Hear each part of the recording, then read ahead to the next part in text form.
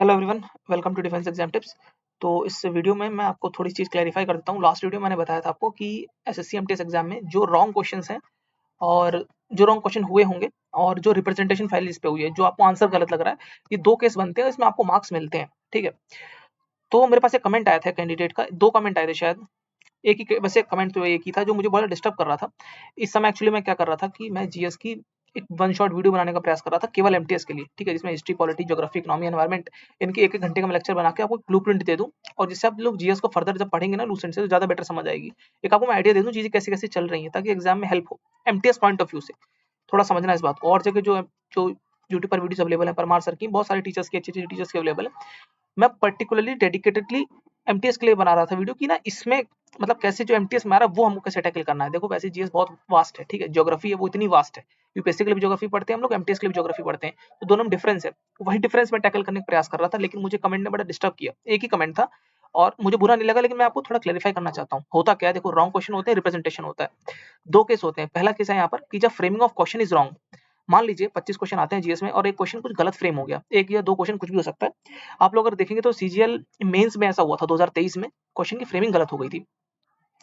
तो क्या होता है, क्वेश्चन की जब फ्रेमिंग गलत होती है तो 24 में से कैलकुलेट करे जाते हैं मार्क्स, और उस एक क्वेश्चन को या तो हटा दिया जाता है अगर सिंगल शिफ्ट में एग्जाम हो रहा है, अगर मल्टीपल शिफ्ट में हो रहा है तो इस एक क्वेश्चन का जो नंबर है ना, उस शिफ्ट में बैठे हुए सब लोगों को दे दिए जाते हैं, फिर 24 में से मेरिट काउंट होती है। तो एक सज्जन ने कमेंट करा कि ऐसा नहीं होता, वो जिसने अटेम्प्ट करा होगा ना उस क्वेश्चन को केवल उसी को मार्क्स मिलेंगे। वो शायद कंफ्यूज हो गए जो दूसरा केस है ना उससे, इसलिए मैं उनको थोड़ा क्लैरिफाई कर रहा हूँ ये बात। जब क्वेश्चन की फ्रेमिंग गलत होती है तो सबको इक्वल मार्क्स मिलते हैं, चाहे आप यूपीएससी का एग्जाम उठा के देख लो, सिविल सर्विसेज का। जब क्वेश्चन की फ्रेमिंग गलत होती है तो जो number of questions being count for final merit, जितने क्वेश्चन, मान लो 100 क्वेश्चन है, अगर दो क्वेश्चन गलत है तो 98 में से मेरिट बनेगी। ठीक है, लेकिन यहाँ पर ऐसा केस नहीं हो सकता क्योंकि मल्टीपल शिफ्ट है ना। एक शिफ्ट में होता तो 98 से मेरिट बना देते, 100 सवाल नहीं मानेंगे, 98 मानेंगे, इसमें से फाइनल कट ऑफ जाएगी। लेकिन ऐसा नहीं, क्योंकि बाकी और सवालों में, बाकी और शिफ्ट में 25-25 क्वेश्चन सारे सही है, लेकिन इधर एक का केस फंस गया, इसलिए सबको इक्वली डिस्ट्रीब्यूट कर देते हैं। जो मैथ्स में एवरेज आप पढ़ते हो ना, एक एक्स्ट्रा होता है तो इक्वल इक्वल डिस्ट्रीब्यूट कर देंगे सब में। ये पहला केस होता है। और there could be multiple reasons for, मतलब इसके लिए मल्टीपल रीजन हो सकते हैं क्वेश्चन गलत होने के। मान लीजिए फ्रेमिंग गलत है, हिंदी से इंग्लिश में ट्रांसलेशन में कोई एरर है, कोई फैक्चुअल एरर है, कोई वेग क्वेश्चन बना दिया जिसका आंसर ना एसएससी को समझ आ रहा है ना कैंडिडेट को समझ आ रहा है, तो क्वेश्चन गलत माना जाएगा भाई। ये बात मैंने कही थी पिछली वीडियो में। दूसरा केस है जो आप कहने का शायद प्रयास कर रहे थे कि प्रोविजनल आंसर की मान लो कोई एरर है, एसएससी ने जो आंसर की दी उसमें कोई एरर है, और रिप्रेजेंटेशन फाइल कर दी किसी कैंडिडेट ने, और जो उसने बताया कि देखो इसलिए गलत है और उसकी बात सही निकल गई, एसएससी गलत निकल गई, तो केवल उन्हीं कैंडिडेट को नंबर मिलेंगे जिसने वो क्वेश्चन अटेम्प्ट करा था। ये बात है। ये दो केस को समझो, इसमें डिफरेंस होता है भाई। आप कमेंट करने से पहले थोड़ा use your brain. Simple simple है भाई, इसमें कुछ कंफ्यूजिंग वाली चीज नहीं है।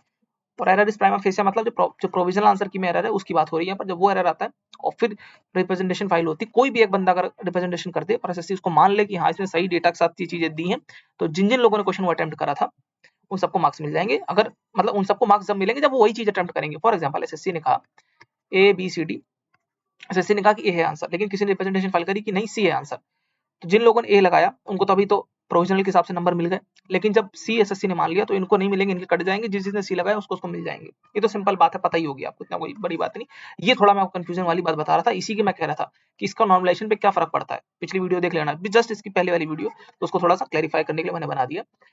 अगर आप प्रिपरेशन कर रहे हो एमटीएस एग्जाम की, तो ये डेडिकेटेड, आप डेडिकेटेड मतलब समझते हो, कुछ और काम ही नहीं, केवल एमटीएस एग्जाम को टैकल करने का प्रयास हो रहा है। यहाँ पर जीएस में आपको एक एक घंटे की लेक्चर्स बना बना के चीजें कवर करा दूंगा। एक एक्रोनिम है जो मेरा फेवरेट एक्रोनिम है, ship G, science, history, economy, environment, polity and geography. इस शिप जी इकोनॉमिक जो होता है जीएस का इकोनॉमिक, इसके सारे सब्जेक्ट में एक एक घंटे में कवर करा दूंगा। 6 घंटे में आपका काम तमाम, केवल आपका नहीं मतलब सिलेबस का काम तमाम जीएस का एमटीएस पॉइंट ऑफ व्यू से। परमार सर ने कराया, बहुत अच्छा कराया, मैं ऐसा नहीं कर रहा किसी ने कुछ गलत कराया, बहुत सारी चीजें है करने के लिए, यूपीएससी में भी आती है। ठीक है, लेकिन एमटीएस के लिए क्या टैकल करना है, इधर क्या पूछ रहा है भाई वो, इधर प्लेनेट वाले क्वेश्चन ज्यादा आते हैं। आप देखोगे अगर 2022 वगैरह प्लेनेट क्वेश्चन बहुत सारे आए हुए हैं, और पहले क्वेश्चन आते थे एमटीएस में 2019-20 का मुझे जहां तक याद है, तो उसमें नेशनल पार्क वगैरह क्वेश्चन आते थे। 22-23 में नेशनल पार्क के क्वेश्चन नहीं थे, दिखते नहीं है। तो चीजों को कैसे टिक करना है, कैसे कंटेंट को टिक करना है, वो मैं चीज कर दूंगा एमटीएस एग्जाम के लिए। नए हो चैनल को सब्सक्राइब कर लो। कोई डाउट हो, अब भी कोई डाउट हो आपको मुझे क्रिटिसाइज करना, वो क्रिटिसाइज भी कर सकते हो, पोलाइटली कर लो चाहे बुरी तरीके से कर लो, कोई दिक्कत नहीं। उन सज्जन ने बुरी तरीके से करा था, इसलिए मैंने वीडियो बना के आपको बताया। मिलते हैं अगली वीडियो में, तब तक के लिए गुड बाय एंड जय हिंद।